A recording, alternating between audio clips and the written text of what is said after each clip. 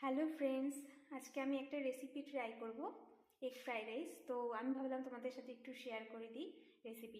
চলো দেখে নেওয়া যাক কী কী আছে। প্রথমে আছে স্টিম রাইস, অনিয়ন কুচি এবং স্প্রিং অনিয়ন কুচি, ক্যাপসিকাম কুচি, গ্রিন চিলি, তারপরে আছে গ্রেট করে রাখা গার্লিক এবং জিঞ্জার পেস্ট, তারপরে এগ আছে বাটিতে, তারপরে আছে কিছুটা সল্ট, সুগার এবং সয়া সস এবং টমেটো কেচাপ। তো প্রথমেই আমি কড়াইতে কিছুটা ভেজিটেবল অয়েল দিয়ে দিচ্ছি। তারপরে আমি ডিমগুলোকে ছেড়ে দেব। ডিমগুলোকে ভালো করে ফ্রাই করে নেওয়ার পরে আমি একটা বোলের মধ্যে উঠিয়ে নিচ্ছি। দেখো কী সুন্দর আমি বোলের মধ্যে ডিমগুলোকে উঠিয়ে নিয়েছি। তারপরে আবার কিছুটা কড়াইতে ভেজিটেবল অয়েল দিয়ে দিচ্ছি। এর মধ্যে আমি পেঁয়াজ কুচিটা অ্যাড করে দিলাম। তারপরে এটাকে ভালো করে লাল লাল করে ফ্রাই করার পরে আমি এর মধ্যে জিঞ্জার পেস্ট এবং গার্লিক পেস্টটা দিয়ে দেব।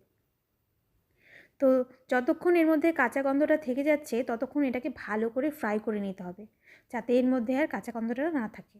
তারপরে এর মধ্যে আমি গ্রিন চিলিটা অ্যাড করে দিলাম। তো এবারও আমি ভালো করে ফ্রাই করে নিচ্ছি। তারপরে এর মধ্যে আমি আবার কিছুটা ক্যাপসিকাম কুচি দিয়ে দিলাম।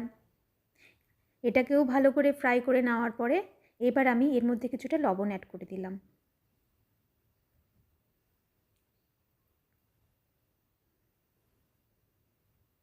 এবার আমি এর মধ্যে অ্যাড করতে ভুলে গিয়েছিলাম গোটা গরম মশলা, তো সেটাকে আমি দিয়ে দিলাম।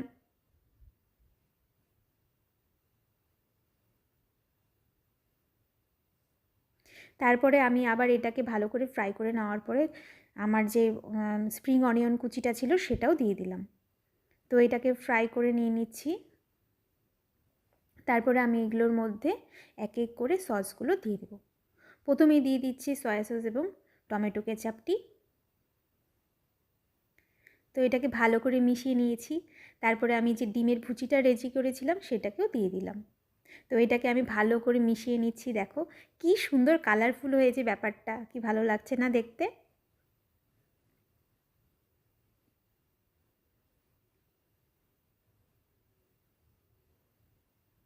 তো আমি এবার এই যে স্টিম রাইসটা করে রেখেছি সেটাও দিয়ে দিলাম। এবার এটাকে ভালো করে মেশাতে হবে।